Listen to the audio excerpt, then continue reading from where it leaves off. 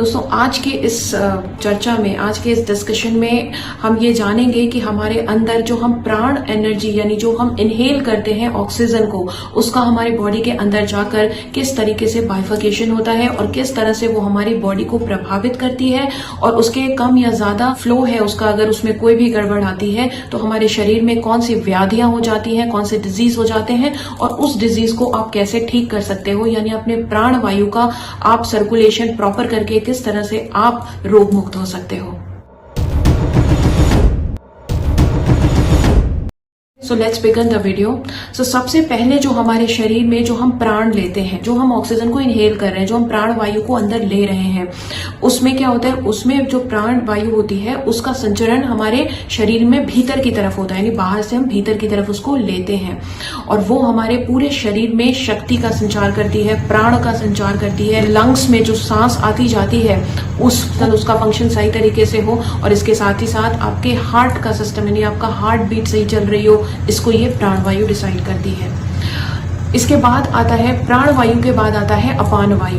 अपान वायु जो होती है ये नीचे की तरफ इसका फ्लो होता है, और इसका फ्लो नीचे की तरफ होने का मतलब ये है कि ये आपके अंदर से, आपके शरीर के अंदर से बॉडी में जो भी एक्स्ट्रा चीजें हैं जिसको कि आपको एक्सक्रीट करना है, विसर्जित करना है, या जिसको आप कहते हो उत्सर्जित करना है, निकालना है शरीर से, वो सब के लिए ये अपान वायु रिस्पॉन्सिबल होती है। अपान वायु की ही मदद से आप एक्सक्रीटरी सिस्टम में जितने भी ऑर्गन्स होते हैं उनसे रिलेटेड अगर आपकी लाइफ में कोई भी प्रॉब्लम है तो इसका मतलब है वो अपान वायु उसके लिए रिस्पॉन्सिबल है। अब आता है समान वायु। समान वायु हमारे शरीर में डाइजेस्टिव सिस्टम को कंट्रोल करता है। ठीक है, हमारे शरीर में जो भी मेटाबॉलिज्म होता है, डाइजेस्टिव सिस्टम होता है, वो कितने तरीके से काम कर रहा है ये डिपेंड करता है समान वायु पे। फिर आता है व्यान वायु। व्यान वायु जो है ऊर्जा शरीर में कैसे फैल रही है, यानी संचरित कैसे हो रही है, इसमें आपका ब्लड सर्कुलेशन होता है। ठीक है, संचरण कैसे हो रहा है ऊर्जा का, ये व्यान वायु डिसाइड करती है। आपका न्यूरो सिस्टम होता है, तंत्रिका तंत्र जिसको कहते हैं, वो सही तरीके से फंक्शन कर रहा है कि नहीं, ये भी इसी पे डिपेंड करता है कि ये आपकी व्यान वायु सही तरीके से डिस्ट्रीब्यूट हुई है या नहीं। बाद आता है उदान वायु। उदान वायु का जो फ्लो होता है ये ऊपर की तरफ होता है।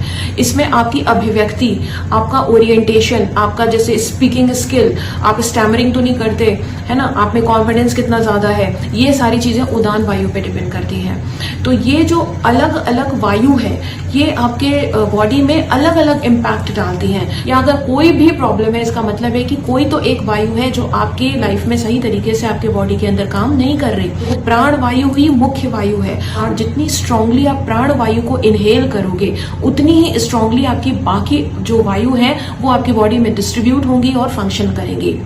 तो जब आपकी प्राण वायु ही निष्क्रिय होकर आएगी आपके शरीर के अंदर, या प्राण वायु कम मिलेगी, तो डेफिनेटली फिर आपको कोई ना कोई प्रॉब्लम्स आती रहेंगी। ठीक है, जिसमें ज्यादातर लोगों को जो है जब प्राण वायु कम लो तो अपान वायु जो है वो कम हो जाती है।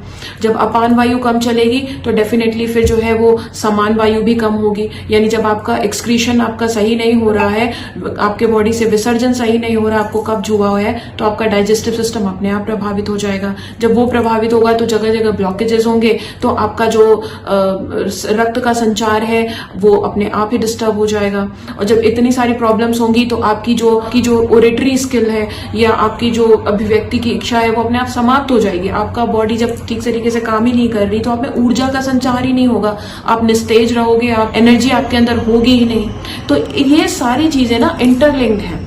तो इसमें जो सबसे मूल है वो है आपकी प्राण वायु। इसको आप कैसे ठीक कर सकते हो, क्योंकि देखो ये इन्फॉर्मेशन तो एक जगह है, दैट इज ओके, बट आपको उससे कैसे फायदा मिलेगा उसका एक ही तरीका है कि आप अपनी जिंदगी में मॉर्निंग वॉक और प्राणायाम इन दोनों को अपनी जिंदगी का एक हिस्सा बना लो। जब आप अनुलोम विलोम में एक्सपर्ट हो जाओगे तब आप नाड़ी शोधन को अपनाओ, और जब आप नाड़ी शोधन करोगे तो इससे आपकी ये पांचों वायु भी बैलेंस होंगी, आपके स्वर भी बैलेंस होंगे, और तब स्वर विज्ञान का जो ये तो अभी जितनी भी चीजें मैं आपको बता रही हूँ ये स्वर विज्ञान में उतरने का, स्वर विज्ञान के बहुत सारे गूढ़ रहस्य हैं जिसको समझने का अभी तो ये सिर्फ एक बाहर खड़े होने की एलिजिबिलिटी है कि आपके अंदर पहले तो वायु सही तरीके से जाए, आपके नॉस्ट्रल से जो इनहेल आप कर रहे हो वो सही तरीके से हो, तभी तो आप अंदर के रहस्यों को जान पाओगे। जब वही सही तरीके से नहीं होगा तो कैसे जान पाओगे। तो इसलिए पहले तो आप जो एपिसोड नंबर 3 में मैंने बताया है, जिसमें मैंने आपको करके दिखाया है अनुलोम विलोम, नाड़ी शोधन, ये बिल्कुल करके दिखाया है क्योंकि बहुत सारे लोग अनुलोम विलोम करते हैं। आप में से जितने लोग देख रहे हैं, शायद आप में से बहुत सारे लोग अनुलोम विलोम कर रहे होंगे, लेकिन उनको अगर उसके बावजूद उनके शरीर में कोई बीमारी है तो इसका मतलब है कि वो सही तरीके से नहीं कर रहे। तो अनुलोम विलोम सही तरीके से करने का क्या तरीका है, ये भी मैंने एपिसोड नंबर 3 में बताया है, उसको जरूर देखो। और इसके अलावा नाड़ी शोधन कैसे करते हैं उसको भी आप समझने की कोशिश करो और उसको अपनाओ। जब आप उसको अपनाओगे तो ये व्याधियां आपके शरीर से धीरे धीरे खुद ही दूर जाने लगेंगी। और आज के लिए बस इतना ही। अगर वीडियो पसंद आई हो तो सबके साथ शेयर जरूर करना। जय श्री राम।